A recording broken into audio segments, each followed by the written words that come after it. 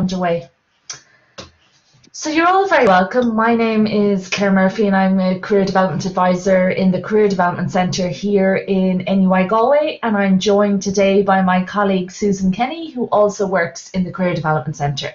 So today we're just going to give you a few tips and tricks and a brief overview on how to write a personal statement. So we will cover what to research before you start writing your personal statement, what course directors are looking for, getting started, the general principles for writing a personal statement, concluding the statement, and what to avoid. So before you start, the most important thing you can do is research. Research the course you want to do. You need to research the deadline for the postgraduate application, the entry requirements for the course, the subjects, the modules you will study on the course. Find out if there's a thesis or a placement as part of your course, the career paths that are available. If possible, attend an open day, which you were doing today. And also, if possible, talk to the course director if they're available, or else maybe email them. You need to find out the total word count of your personal statement. These do vary from course to course. It should be available on the postgraduate prospectus, and also sample personal statements online. And I will put up a website at the end that will give you personal statements, sample personal statements for free. So what are course directors looking for? So they're looking for your motivation to study. Why do you want this course? Why are you a fit to this course? Why are you a good match to this course? Do you possess the relevant skills for this course? So just to be super clear, skills are things that you do over time. So you do them over and over again, and that's how you develop a skill. So an example of that would be communication skills, presentation skills, problem solving skills, teamwork skills. So they're all skills that you develop through doing. You may develop them through societies, through volunteering, through sports clubs, just to be super clear. Related interests and hobbies. Did you pick up any skills or knowledge through interests or hobbies or volunteering that might relate to the master's you're applying for? Do you have any relevant work in the area of your master's? Did you volunteer in the area of your master's? And that's very applicable, let's say, if you're going for maybe teaching. Did you work in a summer camp? Maybe you're applying for a clinical science. Did you volunteer or shadow someone working in that profession? And do you have any placement experience? So a lot of our undergraduate courses here in NUI Galway have placements. So it may be useful to say in your personal statement that you do have placement experience, and this is where you gained knowledge or skills related to the master's you're applying for. So what are the course directors looking for? They're looking for your motivation to do the course, but they're looking for evidence. So why should they pick you? What is your evidence? Is it your very good results? Did you maybe get a very good overall result? Did you get good results in certain modules? They're looking for a well-written, well-presented statement. Some of them are looking for relevant work experience. It could be directly in the field you're applying for or in a field related to what you're applying for. They're looking for relevance of degree to your course you're applying for. So for example, you may have studied English and you may have taken up some writing modules and you're now applying for the publishing masters, or you're applying for a writing masters. So obviously the writing modules that you studied in your undergrad in English are very relevant to the masters you're applying for. Evidence of broad key skills, I've spoken about that, teamwork, time management, organisation, lots of skills. But again, it's up to you to find out what skills they're looking for in your masters.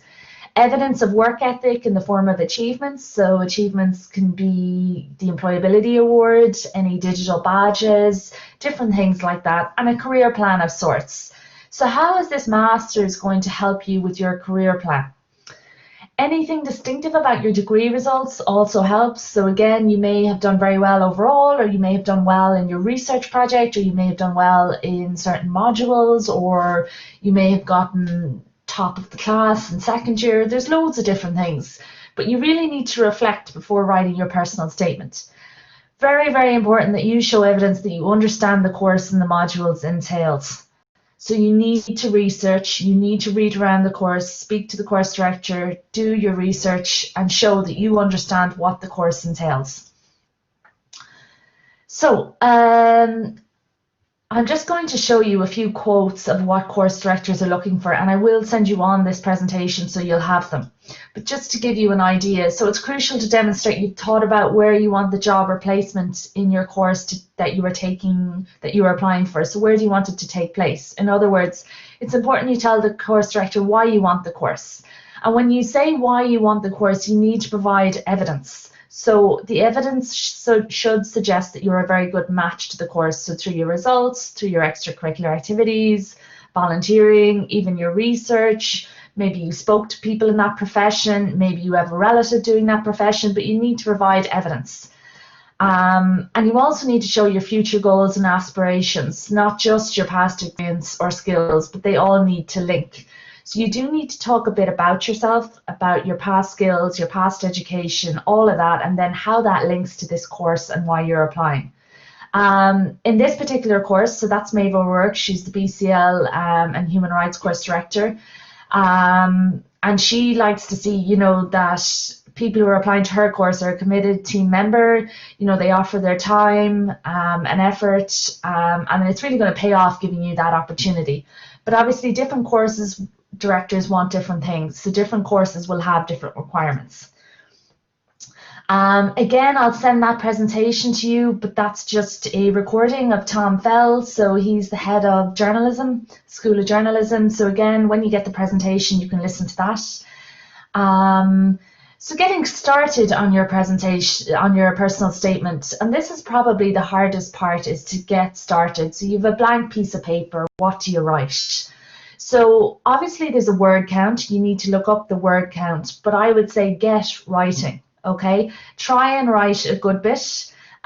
Use this presentation, follow the tips and hints, and then start writing. And once you have a lot of written material with good examples of your skills and your education and why you're a match, then you can cut down and reach the word count. But the most important thing is that when you're getting started, you focus on content. That is just a quick screenshot of our personal statement workbook. So there's a load of tips and hints in that, and there's also kind of questions that you answer, and that will really, really help you get started and give you focus for starting your personal statement. So Sue is also going to put that in the chat, and we'll also put it in the chat at the end as well. This is free for everyone to access, both current and prospective NUI Galway students, and it's very, very useful. So getting started, so these are kind of the pointers that I would advise you to use to approach your personal statement. So why do you want to apply for the course? So I presume it's because you think you'd be a good match, because you think you'd be good at the course, because you want to pursue a certain career, because you like the modules. You may have studied some modules before and done very well. What have you studied in your degree? What did you enjoy? What skills, interests, hobbies, aptitudes do you have that make you a good candidate for the course? What have you studied in your undergraduate course? Again, there should be a clear link. Why do you want to apply for this course? And have you developed an interest in your course and relevant modules and areas in your degree? So they're all kind of similar there, but it's kind of linking, are there any modules or courses that you studied at undergrad that you may study in this master's? So generally, if you studied something in the past and you did well at it and you're going to study it at master level, you're more likely going to do well at it too. So first of all, look up the application deadline, very, very important. The personal statement is personal, so you can use the I when writing your personal statement. And don't forget, you should be supplying personal experiences. So giving examples of your personal experience, how you acquired skills, what you studied, and your work experience. Using the third person makes the personal statement sound vague, so use I. Remember to always go back to back up everything you say with evidence. Really, really important. So don't make outlandish statements about yourself without evidence. Don't talk negatively about yourself or other people or the university or any course director.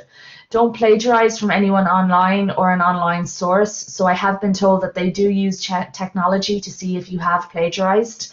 So I will give you a list, a website link with a list of personal statements, sample personal statements. But the reason why I'm giving you that is as a starting point and to show you how other people have done them. However, some are okay, some are really good, and then some are not acceptable. So that's kind of up to you to judge and decide. Don't plagiarize from anyone else. Don't use colloquial language like, you know, keep it appropriate. Don't say anything appropriate. Don't use rhetorical questions. Try and keep everything relevant as to why you are a match for the course. Try not to have short clipped sentences and instead use words to link sentences, and I'll suggest them further on. They are in the presentation. Make sure you have an introduction, a body, and a conclusion. So it does all have to link, and it does have to be coherent. And try not to repeat yourself. I know that's very hard, and maybe in the first draft you might find there's a lot of repetition, but then as you go on and you do more drafts, it gets easier and easier. So we'll discuss in detail further on how you should group your paragraphs. Very, very important, even though you're applying to similar courses or the same courses in different universities, you may need a unique personal statement for each course that you're applying for. Each personal statement should be different and unique for each specific course, if that makes sense. Personal statements are usually 600 words, which is the equivalent of one typed page. However, some can be 500 words. If you are over the word count, you will be just cut off. They will not see what you've written in addition to the 500 or 600 words. So you may be cut off mid-sentence, so you really need to factor that in. Don't go over the word count. As I said, don't worry about the word count at the start. Just write as much as you can according to the guidelines. Break up your personal statement into sections. And again, there's questions for you in the workbook provided, and that will really help you. Each section should be given a paragraph, and you must evidence any claim that you make through specific examples of where you acquired the knowledge or skills. Remember your personal statement, it's not an autobiography, so sometimes people decide to give their life story. That does not necessarily show why you should be accepted onto a postgraduate course. Obviously mention your education and any skills, but you know, you should really keep your personal details to 1 or 2 lines. You don't need to start with "my name is." They'll know your name from all your documentation. Every sentence is important and should convince the reader that you were a very good match to the course. That is your academic qualifications, your motivation, your relevant skills and attributes. Your writing reflects you. Make sure it is as impressive as possible. So what do I mean by that? Keep the grammar and the spelling good. Keep it to a high level. Again, this may be their only experience of you, so the personal statement should read well. It should be coherent. Avoid the following: I am currently studying from an early age. It has been my dream for as long as I can remember academically. My friends describe me. None of that really sits very well with course directors, so try and avoid those things. So general principles to writing a personal statement. So it is suggested that you divide up your personal statement up into these sections. So 1, motivators for the course. So you may like it, you may be good at it, you may want the career path. Number 2, volunteer, work placements, any experience like that, any experience in the workplace, academic records, modules, subject skills, related hobbies and interests, career plan, aspirations after finishing the course. And that's just a rough guideline, again, to help you focus on what you want to write. So let's go through each section and look at examples. So the motivation for the course. So number 1, what is your motivation for the course? Why do you want to study it? Did you enjoy the degree, certain subjects? Were you good at them? Did you have a work placement and see how, you know, the subjects and the modules you studied were applied in the workplace or real life? What did you study in your undergraduate degree? So the amount of people who write personal statements and don't even say what they studied for their undergraduate degree is about, it's a huge figure. I'd say 90% of people write a personal statement and they don't even say what their undergraduate degree was in, or they don't mention any modules that they studied. So did you have any projects or research related to the course, maybe a final year project or a research project? You may not have done a work placement, but you may have done a research project. Do you possess any relevant skills required for the course? Any analytical skills, teamwork skills, I don't know, linguistic skills? There's loads of skills. And again, they're all individual to each specific course. So your opening line should be powerful. So you could even use a relevant quote. It's really, really important, though, that when you're using a quote that the course director will know what it is, know what it relates to, know what it means, and like it. So it's very risque using a quote. And I would recommend, if you are using a quote, link it up at the end then. Don't just have a random quote and nothing else. You could describe a memory or an important event or experience which influenced your career choice. You could start with how you've seen the impact of the career, profession, and how it affected your family or friends. No matter what sentence you choose to open with, make it attention grabbing. Okay, so this is the first line is going to give the first impression of you to the course director. These are examples, so I'll just go through one of each. So you can use a powerful quote for your personal statement, but just make sure it's relevant. I always go back to theatre. It's probably where I'll draw my last breath. So that's pretty attention grabbing. This is another quote. The impact of a speech and language therapist had on my cousin's life was a major influence in my decision to pursue a career in speech and language therapy. Her progression from a specialist school in her local mainstream school inspired me to choose a career. So you can see there how this person, Sarah King, is showing the impact of that a speech and language therapist had on her personally. So number 2, academic achievements. So in this section, you need to include academically why you write for this course. Did you study any of these subjects at Leaving Cert? So again, you need to be careful there. So let's say, for example, you know, you're going for a history master's, and you may have started to love history at Leaving Cert, and that's where it started. You may want to include that. How have you arrived at this course? Again, any subjects or modules? Did you do any extracurricular courses such as the SNA course, maybe for teaching? Perhaps you did a postgraduate diploma in social media and now you want to do the master's in social media, or maybe you did a diploma in social media or a diploma in web design. So they're just examples. So while I'm going through this, I'm just going to ask if you can keep the questions to the end, and I'll gladly answer them at the end when the recording is finished. So here's another example of academic achievements. So during my undergraduate degree, the integration of my philosophy classes and the full range of offerings in political science and sociology furthered my interest in how theory and research can influence society. So that's a quote from Yvonne Fahy. So very well written quote, very clear as to why she wanted to study sociology and politics for her master's.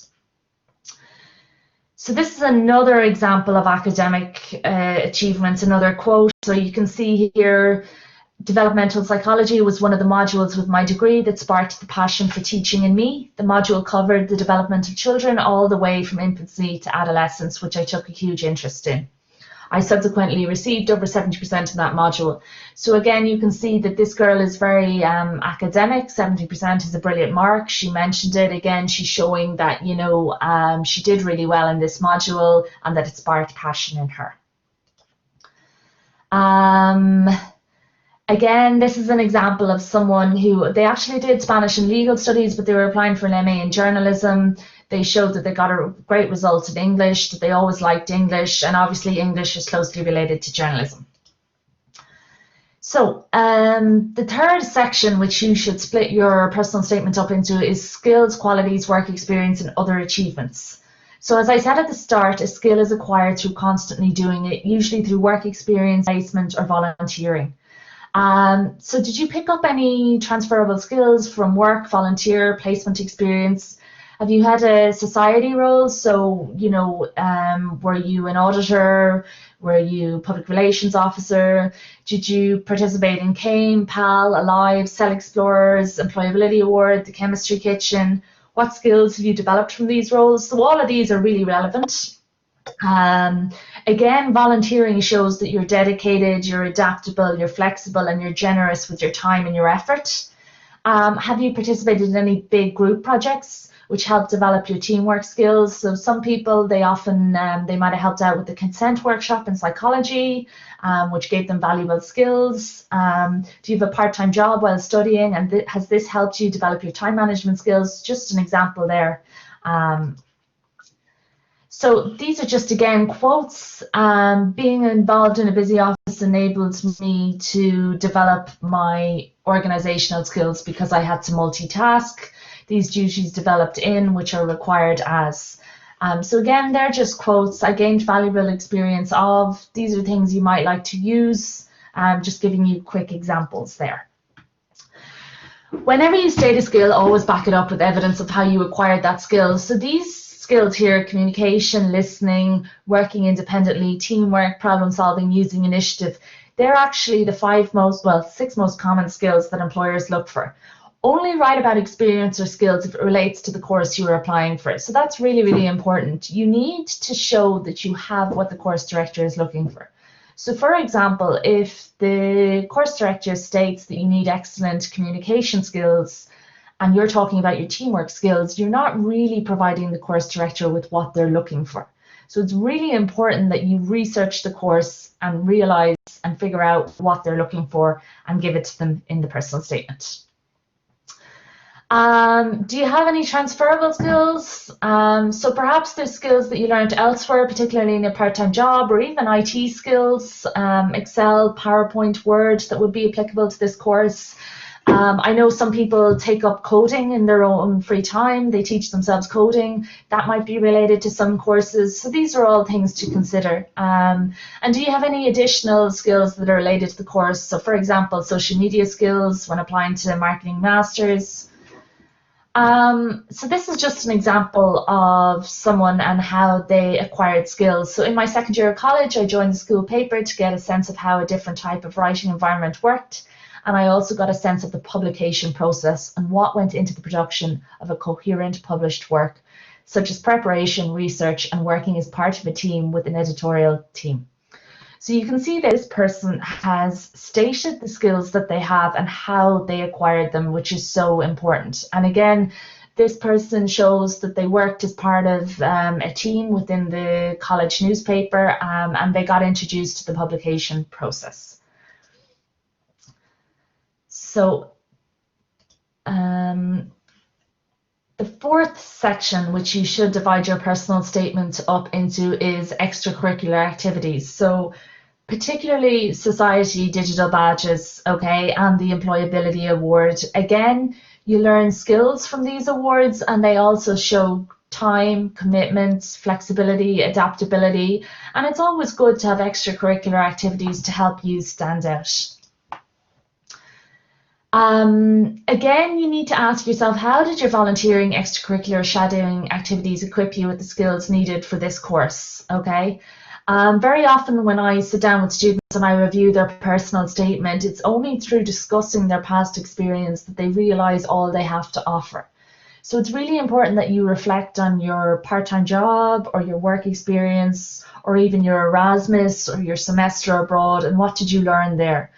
And as well as that, if any of you have done J1s, so for example, the teaching dance or music to young children in the summer camp in the USA or in Ireland give you an insight into teaching children or working with children.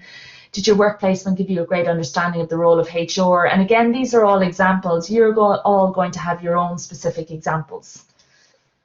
Writing about sporting involvements. So your sporting activities are only relevant if you want to inform the reader about your wider talents and give them a flavour of you. Only required if it relates to the course. Very, very important. The course directors will mostly be interested in your academic ability. However, I would say that sporting achievements are a brilliant way of showing your teamwork and leadership skills. Again, did you complete the employability award? If so, put it down. Lots of great skills are always learned on that. This is another example from a personal statement of how extracurricular activities helped a student develop communication skills. So I also feel that the vision statement of the UCD School of Information and Communication Studies reflects my own personal values, such as social responsibility. In my time as a competitive debater here at NUI Galway, I've taken part in competitions hosted by UCD's Literary and Historical Society and Law Society, which equipped me with the confidence to clearly articulate my opinion on any given topic. So here you have someone who studied in NUI Galway and wants to study in UCD, and they're saying here that they already got a flavour of UCD in the offerings, and they think that they would fit in well.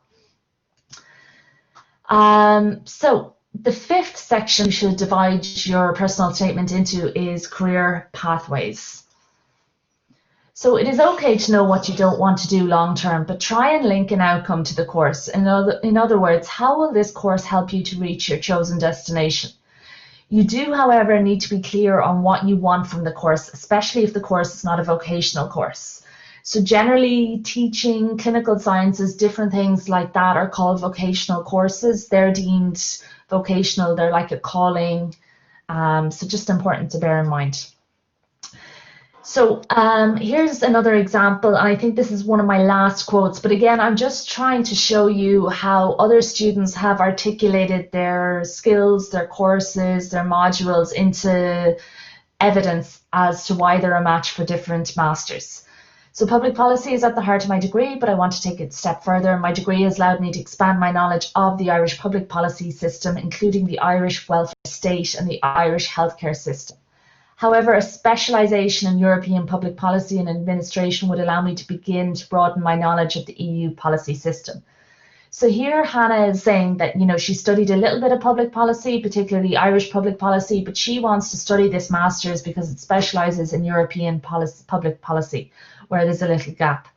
So I want to learn more about the finer details of policy drafting and using this knowledge in my future career in the European institutes. So it's very well written and it's very coherent and it all relates. There is another quote, and I will let you read that when I send out the presentation. So just to avoid, really, really important, avoid speaking badly of yourself or others. You can see there I have a screenshot of a very, very bad spelling error. I know it's not looked upon very well, but particularly an error of that sort, so you can see pubic instead of public. Avoid spelling and grammar mistakes, avoid rushing the personal statement. So I would say that on average for personal statements, you probably need about 4 to 5 drafts of a personal statement. Avoid giving your own opinion of yourself, so avoid saying things like I am described as. Avoid copying from others in online resources, avoid generic, vague language, and avoid describing yourself in the third person. Stop following the herd, be yourself. So it's really important that you write a personal statement that's true to you, that's authentic, that's genuine, that's honest. You know, and don't forget the course directors are reading a lot of personal statements, so they like anything that's a little bit different. So concluding your personal statement. So this should be a short final paragraph. Summarize why you should get a place in the course. Give 3 good reasons why you should for this course. If you used a quote at the beginning, try to link your personal statement back to this quote at the end or close to the end of the personal statements. So avoid being long-winded. So for example, after a meeting with my career advisor, I returned home to think over the matter more carefully. Ultimately, I came to the conclusion that my interests in psychology and maths would be a good fit for a teaching career. So that sounds like the person went to the career advisor and then decided to do psychology because the career advisor told them to. So can we just all make sure we're on mute if that's okay? And again, as I said, avoid describing yourself. My friends would tell you that I'm a fun-loving and sociable, as I love to go to bars and nightclubs. So that's not really relevant to any masters, so there's no need to ever put that in. Use short sentences, but not too short. And what I mean by that is avoid 3-line sentences and keep them to the point. Avoid starting a sentence with and because. Avoid using the same expressions over and over again. Use a variety of phrases and language to keep the personal statements interesting. So there is a slide with all the links to our social media. So questions. Just before we get on to questions, please sign the attendance sheet. It would really mean a lot to us. So what I'm going to do now is I'm going to stop the